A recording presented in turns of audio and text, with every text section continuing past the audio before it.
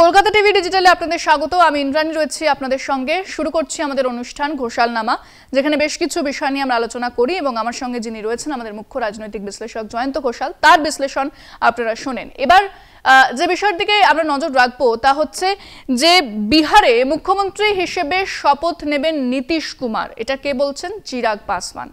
চিরাগ পাসওয়ান কয়েকদিন আগে যেভাবে নীতিশ কুমারকে টার্গেট করছিলেন, কটাক্ষ করছিলেন, তিনি বলছিলেন যে প্রশাসনিক ব্যর্থতা রয়েছে, সুরক্ষা নেই বিহারে, যেভাবে শুট আউটের ঘটনা ঘটছে, সমস্ত কিছু নিয়ে কিন্তু নীতিশ কুমারকে কাঠগড়ায় তিনি তুলছিলেন। তাহলে এই ইউটার্ন কেন? আমি এই প্রশ্নটাই জয়ন্তদাকে করব।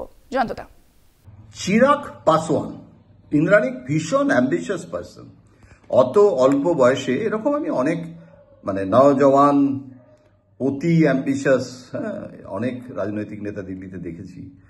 চিরাগ পাসওয়ান রামবিলাস পাসওয়ানের পুত্র এবং চিরাগ পাসওয়ান তিনি নিজে প্রথমে ফিল্ম ক্যারিয়ার করতে গেছিলেন, তারপরে তিনি মনে করলেন যে তিনি রাজনীতিতে আসবেন। দলিত নেতা নেত্রীরা খুব এম্পাওয়ারমেন্টের বাসনা, ক্ষমতা লিপ্সা, এটা মায়াবতী থেকে শুরু করে আমি এটা চন্দ্রশেখর আজাদের ক্ষেত্রেও দেখেছি।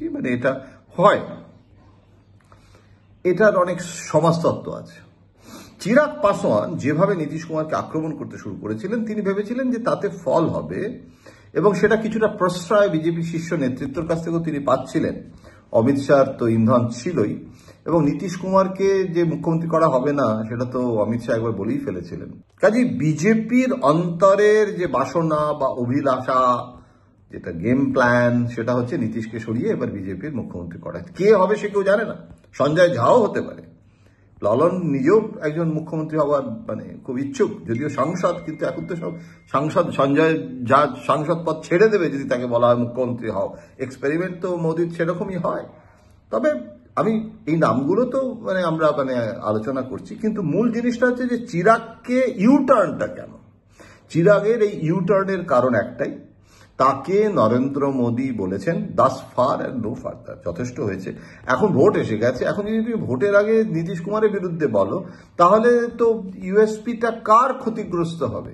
এটা তো এনডিএ। এখন তো আমরা ভোটের আগে তো আর নীতিশ কুমারকে হটাও বলতে পারি না, নীতিশ কুমারকে সামনে রেখেই সবটা হচ্ছে। সুতরাং এটা আর করো না, এটা করলে ক্ষতি হবে। তুমি যদি মুখ্যমন্ত্রী হতেও চাও, আগে তো জিততে হবে রে বাবা। এবং জিততে গেলে নীতিশ কুমার কি হচ্ছে, যেহেতু নীতিশ কুমারকে চিরাগ আক্রমণ করছে, তাহলে নীতিশের বিজেপির সাথে নেগোসিয়েট করা, এখন তো আসন সমঝোতা, আসন বন্টন, অনেক রকমের সব আলাপ আলোচনার পর এখন ভোট তো এসেই গেছে না, দরজা করা নাড়ছে। এখন তো নীতিশ কুমারকে সামনে রেখেই হবে। নরেন্দ্র মোদী যদি এখন জনসভায় গিয়ে নীতিশ কুমারেরই তো সরকারের প্রশংসা করতে হবে, সেটাই তো বিজেপির সরকার। সুতরাং নীতিশ কুমারকে আলাদা করে তার এই বিরুদ্ধে ক্ষেপণাস্ত্র ছোড়াটা, সেটা নীতিশ কুমারের ভিকটিম স্ট্যাটাস পাচ্ছেন এবং নীতিশ কুমার বিজেপিকে গোঁত্তা মারছে যে তাহলে আমার তেজস্বী যাদবের সাথে হাত মেলানোর তোমরা বাধা দিচ্ছ, আমার সেটা তো অসুবিধাটা কি আছে? আমার তো অপশন রয়েছে, তোমরা যদি আমাকে পছন্দ না করো তাহলে আমি চলে যাবো তেজস্বী যাদবের দিকে। এখন নীতিশ কুমারের একটা সুবিধা আছে যে তার নিজের কর্মী ভোট খুব কম। এখন সেই অল্প কর্মী ভোট নিয়ে সে কখনো তেজস্বী যাদব বা লালু যাদবের সঙ্গে থাকে, কখনো বিজেপি ভোটে যেতে। সুতরাং মেজরিটি অফ দ্য ভোট সেখানে কিন্তু ঘোড়ার গাড়ি।